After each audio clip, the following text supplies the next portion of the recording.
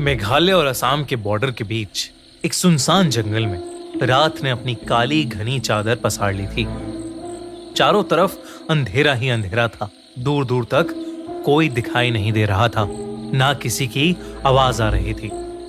उस रात हिरेन अकेले उस घने जंगल को पार करने में लगा था। उसके चेहरे को देखकर ऐसा लग रहा था कि जैसे वो किसी बहुत बड़ी मुसीबत में है।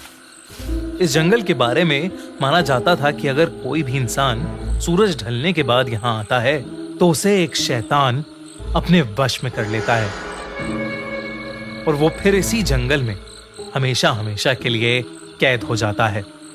हिरेन को ये बात पता थी, लेकिन वो फिर भी रुक नहीं रहा था और बस आगे बढ़े जा रहा था। जंगल के आखिरी छोर पर एक नदी बह रही थी और उस नदी को पार करते ही असम सीमा शुरू हो जाती थी। उस नदी के ठीक बगल में लकड़ी से बनी एक पुरानी हवेली थी। हवेली के आगे एक बोर्ड लगा था जिस पर लिखा था वशीकरण बाबा। गांव के लोगों का मानना था कि उस हवेली में कुछ अजीब है। वहां ऐसी शैतानी ताकतें हैं जो हवेली में रहने वाले बाबा के वशीकरण मंत्रों से इस दुनिया में आ गई हैं। 32 साल का हिरेन अब उस हवेली के ठीक सामने खड़ा था और जोर जोर से हाफ रहा था। उस हवेली के दरवाजे पर एक बड़ा सा चौकोर निशान बना था, ठीक वैसे ही जैसे किसी तंत्र मंत्र की किताबों में होता है। हिरेन ने हिम्मत जुटाई और दरवाजा खोला।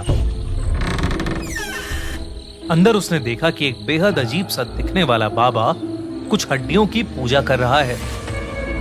बाबा की नजर तुरंत हिरेन पर गई और वो जोर जोर से बड़े ही डरावने अंदाज में मंत्र पढ़ने लगा।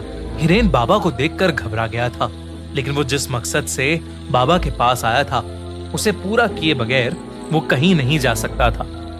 आज से 2 दिन पहले हिरेन की शादी को 5 साल होने आए थे। वो अपनी बीवी प्रिया से बहुत प्यार करता था, लेकिन कुछ दिनों से प्रिया के बदले बिहेवियर के कारण हिरेन को प्रिया पर शक होने लगा था। उसे लगने लगा कि प्रिया का किसी और लड़के के साथ चक्कर चल रहा है, जिसे लेकर दोनों के बीच काफी लड़ाई हो गई और आखिर में बात डिवोर्स तक पहुंच गई और प्रिया उसे छोड़कर अपने एक दोस्त के घर रहने चली गई थी। हिरेन प्रिया पर शक करते करते पागल हो गया था। उसके दिमाग से प्रिया का ख्याल निकल ही नहीं रहा था। सोते जागते हर पल वो बस प्रिया के बारे में सोचता रहता। एक दिन जब वो बस से ट्रैवल कर रहा था तो उसकी नजर सीट के ऊपर लगे एक स्टिकर पर गई जिस पर लिखा था सिर्फ 1 घंटे में खोए हुए प्यार को वापस पाएं, और इसी के साथ नीचे एक पता भी लिखा था। हिरेन अब उसी पते पर पहुंच चुका था, वशीकरण बाबा के पास। बाबा के मंत्रों की आवाज अब धीमी हो गई थी और अंदर एक गहरा सन्नाटा था। बाबा ने बिना हिरेन की तरफ देखे उससे उसके आने का कारण पूछा। हिरेन ने उस अजीब से दिखने वाले बाबा को सब कुछ बता दिया। बाबा ने हिरेन की बातें सुनकर एक हल्की सी मुस्कुराहट के साथ उसे एक लाल वस्त्र दिया और कहा कि इसे धारण करके रोज रात 12 बजे प्रिया की फोटो को देखते हुए हिरेन को यह मंत्र पढ़ना है। और धीरे से हिरेन के कान में उस बाबा ने एक मंत्र कहा। इस मंत्र को कहने के बाद वो बाबा फिर से अपनी पूजा में लग गया। हिरेन ने बाबा को पैसे देने के लिए अपने हाथ आगे बढ़ाए, लेकिन उस बाबा ने कोई भी पैसे लेने से इनकार कर दिया। हिरेन वापस जंगल के रास्ते जाने लगा। वो इस बात पर ताज्जुब कर ही रहा था कि अचानक उसे ऐसा लगा कि जैसे कोई उसके पीछे पीछे चल रहा है। अनजानी रात में गांव की कच्ची सड़क पर चलते हुए उसे ऐसा लग रहा था कि किसी अनजान शक्ति की उस पर निगरानी हो। वो जितनी तेज चलने की कोशिश करता, उसके कदम उतने ही धीमे धीमे बढ़ रहे थे। रात के 12 बजने से कुछ ही मिनट रहते हिरेन अपने घर पहुंचा। उसने पर्स से प्रिया की तस्वीर निकाली और बाबा का दिया हुआ लाल वस्त्र पहनकर वशीकरण बाबा के मंत्र का उच्चारण करने लगा। तभी अचानक उसे ऐसा लगा कि उसे किसी काले साए ने घेर लिया है और वो उस पर कब्जा जमाने की कोशिश कर रहा है। हिरेन ने अपना सर चारों तरफ घुमाया और जोर जोर से मंत्र पढ़ने लगा। कुछ ही पलों में वो काला साया वहां से गायब हो गया। हिरेन रोज ये करता।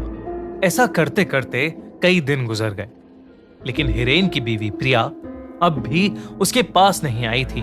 हिरेन ने फिर से वशीकरण बाबा से मिलने का फैसला किया। हवेली पहुंचकर उसने बाबा को बताया कि प्रिया अब तक उसकी जिंदगी में वापस नहीं आई है। बाबा ने 2 मिनट के लिए अपनी आंखें बंद की और बताया कि हिरेन के गले में जो लाल धागा है वो उसके वशीकरण की शक्ति को कमजोर कर रहा है। हिरेन ने वो धागा तुरंत उतार दिया।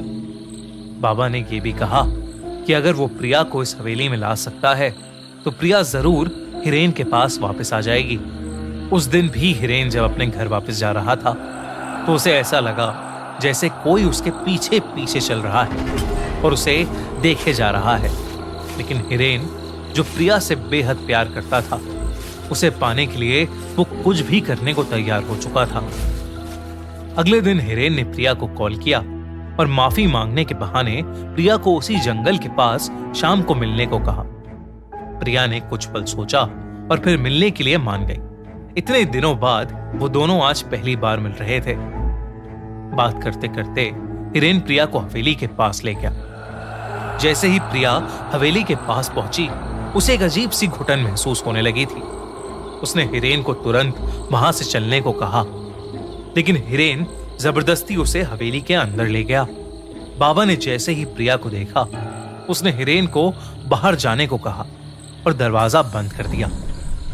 पूरे 2 घंटे बीत चुके थे, लेकिन दरवाजा अभी तक बंद था। हिरेन को अब बहुत ज्यादा घबराहट होने लगी थी। कुछ देर बाद दरवाजा अपने आप खुला, लेकिन हिरेन ने जो दरवाजे के उस पार देखा, वो देखकर हिरेन के रोंगटे खड़े हो गए।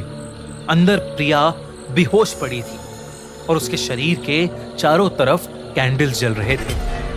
वो बाबा प्रिया की बॉडी पर तरह तरह के निशान बना रहा था, लेकिन रोंगटे खड़े कर देने वाली बात ये थी कि प्रिया के पास एक बहुत ही भयानक सा काला साया मंडरा रहा था। बाबा ने हिरेन को कहा कि अब प्रिया वही करेगी जो हिरेन उसे बोलेगा, लेकिन इसके बदले उसे इस काले साए की सारी ख्वाहिशें पूरी करनी होंगी। हिरेन को कुछ समझ नहीं आ रहा था। उसने प्रिया को वहां से चलने के लिए कहा तो प्रिया एक कठपुतली की तरह उठकर खड़ी हो गई। वो एक जिंदा लाश से ज्यादा और कुछ नहीं थी। हिरेन प्रिया की ऐसी हालत देखकर पूरी तरह दहल गया था।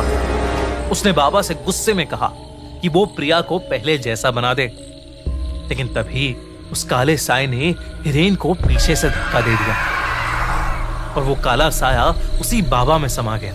अब उस बाबा का रूप एक भयानक आत्मा में बदलने लगा था। उस बाबा के चेहरे का रंग नीला पड़ गया और आंखें बिल्कुल सफेद हो गईं और वो जोर जोर से हंसने लगा। उस बाबा ने अपने भयानक रूप में बोला कि वो कोई मामूली इंसान नहीं है, बल्कि वो एक शैतान का साया है जो इस जंगल में न जाने कब से कैद था, और उसने प्रिया की आत्मा चुरा के अपने आप को आजाद कर लिया है और हिरेन को हमेशा के लिए अपना गुलाम बना लिया है। ये सब सुनकर हिरेन वहां से फौरन भागा, पर वो उस जंगल से निकल ही नहीं पा रहा था। वो जहां से निकलता कुछ देर बाद वापस उस हवेली के ही ठीक सामने आ जाता। धीरे धीरे उसके दिमाग ने काम करना बंद कर दिया और वो उसी जंगल में कैद हो गया। 1.5 महीने बाद उसी जंगल में पुलिस को 2 सड़ी हुई लाशें मिली। वो लाशें किसी और की नहीं, बल्कि हिरेन और प्रिया की ही थीं। शैतान सिर्फ कहानियों में नहीं, रियल लाइफ में भी होते हैं। ऐसे ही रियल लाइफ शैतानों और क्रिमिनल्स की सच्ची कहानियों को देखने के लिए सब्सक्राइब करो खूनी मंडे का crime channel the crime show और देखो शीना बोरा मर्डर केस स्टोरी, तंदूर कांड स्टोरी और ऐसी ही दिल दहला देने वाली क्राइम स्टोरीज। पिंड कमेंट में लिंक है, क्लिक करो और देखो द क्राइम शो बाय खूनी मंडे। अगर आपको ये वीडियो अच्छी लगी तो हमारा चैनल खूनी मंडे सब्सक्राइब करना बिल्कुल मत भूलना।